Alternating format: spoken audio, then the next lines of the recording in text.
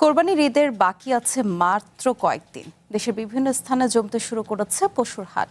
কুষ্টিয়া, মৌলভীবাজার, গোপালগঞ্জ ও চুয়াডাঙ্গা সহ বিভিন্ন জেলার হাটে এরই মধ্যে উঠতে শুরু করেছে নানান জাতের গরু ছাগল। ক্রেতা বিক্রেতার হাক ডাকে মুখর এসব হাটে পশুর দাম নিয়ে রয়েছে মিশ্র প্রতিক্রিয়া। তবে অন্যান্য বারের মতো এবারও দেশি জাতের ছোট মাঝারি গরুর চাহিদাই সবচেয়ে বেশি দেখা যাচ্ছে। কোরবানির ঈদের আর বেশি সময় নেই, এরই মধ্যে বিভিন্ন পশুর হাটে দেখা মিলছে নানান আকারের গরু ছাগলের। কুষ্টিয়ার বড় বড় হাটে ক্রেতা বিক্রেতার মধ্যে চলছে দামাদামি। তাদের হাঁক ডাকে মুখরিত হাট প্রাঙ্গণ। ক্রেতাদের কাছে দাম চড়া মনে হলেও বিক্রেতাদের কাছে তা সহনীয়।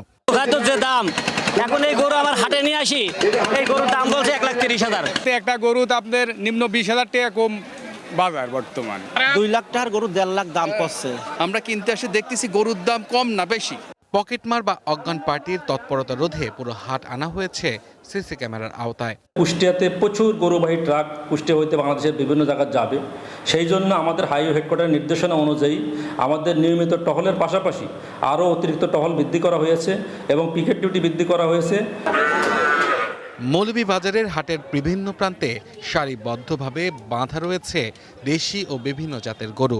অনেক খামারি সকাল থেকে গরু নিয়ে বসে থাকলেও তেমন বেচা বিক্রি হয়নি বলছেন ব্যবসায়ীরা। এখানে 50,000 টাকা থেকে শুরু করে 6 লাখ টাকা পর্যন্ত দামের গরু বিক্রি হচ্ছে। 4টা গরু লিয়ে আইছি, গরু এগুলো বেচতাম চাইলাম আমি 170, 3,20,000, 3.5 লাখ, এরপরে 3,70,000, 3,60,000 কমলা দাম চাইলাম এটা ঘরটার। গরু বেচা বিক্রি কম হয়, বুঝছেন, কাস্টমারে খালি দেখে।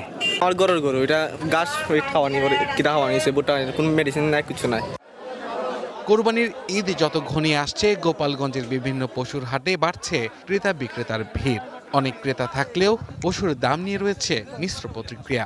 বেচা বিক্রি হয় নাই, 5টাই ফেরত যাচ্ছে, বেচতে পারি নেই। আজকে খদ্দের কম। 30টা গরু আনছে, তার ভিতরে গোড়া 10 আছে। বড়টা বেশি 3,75,000। সামথিং 5 মণ একটা গরু হবে, সেটা 2,50,000, 2,60,000 এরকম দাম যাচ্ছে, কিন্তু আসলে তো এরকম দাম নাই। আসলে গরুর দামটা একটু বেশি বেশি মনে হচ্ছে। ওই খরচার পয়সা হয়েছে, আজকে কিনা বেচা তেমন ভালো না। ওই ছোট গরুর একটু দাম একটু বেশি কিনতে হয় ভাই। চুয়াডাঙ্গায় প্রত্যন্ত অঞ্চল থেকে কৃষক ও খামারিরা গরু নিয়ে আসছেন হাটে, আর ব্যবসায়ীরা এসব হাট থেকে পশু কিনে বিক্রি করেন দেশের বিভিন্ন এলাকায়। এবারও ছোট থেকে মাঝারি গরুর চাহিদা সবচেয়ে বেশি। গরু কিনে নিয়ে ঢাকায় যাবো, গরু কিনে আসে না, খুব বাজার চড়া এখানে। এখনো গরু কিনতে পারিনি, দাম একটু বেশি বলতেছে। কিনলেও বিপদ, না কিনলেও বিপদ।